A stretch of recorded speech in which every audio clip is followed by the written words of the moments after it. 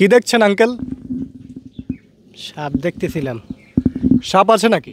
স্বাগত দর্শক, oxygen of রাজীবের পর্দায়। প্রিয় দর্শক, আমরা এই মুহূর্তে রয়েছি চাঁদপুরের কচুয়া উপজেলার পালাখাল ইউনিয়নের ভুইয়ারা গ্রামে। আপনারা লক্ষিন্দর বেহুলার অনেক গল্প শুনেছেন।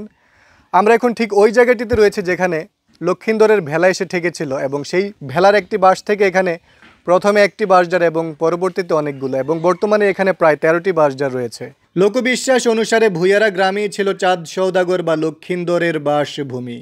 এই গ্রাম থেকেই শুরু হয়েছিল সেই করুণ অথচ বীরত্বপূর্ণ প্রেম ও বিশ্বাসের কাহিনী, যা বাঙালি সাহিত্যে, পালাগানে, মঙ্গল কাব্যে ও নাট্যকলায় আজও জীবন্ত।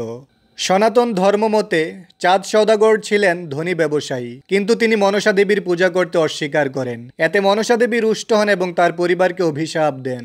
চাঁদ সওদাগরের ছোট ছেলে লক্ষিন্দরের সঙ্গে বেহুলার বিয়ে হয়। বিয়ের রাতে মনসা দেবীর প্রেরিত সাপ লক্ষিন্দরকে ধ্বংসন করে মেরে ফেলে। স্বামীর মৃত্যুতে বেহুলা ভেঙে না পড়ে বরং স্বামীর দেহ ভেলায় তুলে নদীপথে যাত্রা করেন দেবতাদের রাজ্যে গিয়ে স্বামীর প্রাণ ফেরানোর জন্য। পথে অসংখ্য বিপদ আসে, কিন্তু বেহুলা তার সতীত্ব, সাহস আর ভালোবাসা দিয়ে সব বাধা অতিক্রম করেন।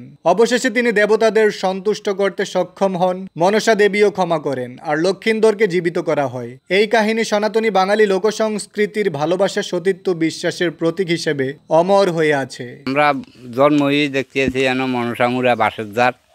আমরা ছোট থাকতে আইয়া এখন পয়লা বৈশাখে মেলা মিলত, মেলা তাইতাম, পূজা দিতাম। এখানে কেন আসছেন? মা মনসার কাছে আইছি।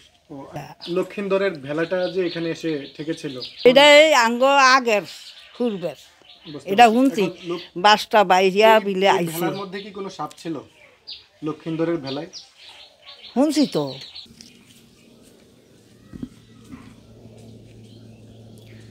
কি দেখছেন আঙ্কেল? সাপ দেখতেছিলাম। সাপ আছে নাকি? সাপ তো ছিল, 15 মিনিট আগে আইলেও দেখতে পারতেন। এই যে এখান থেকে ঢুকলো আর কি।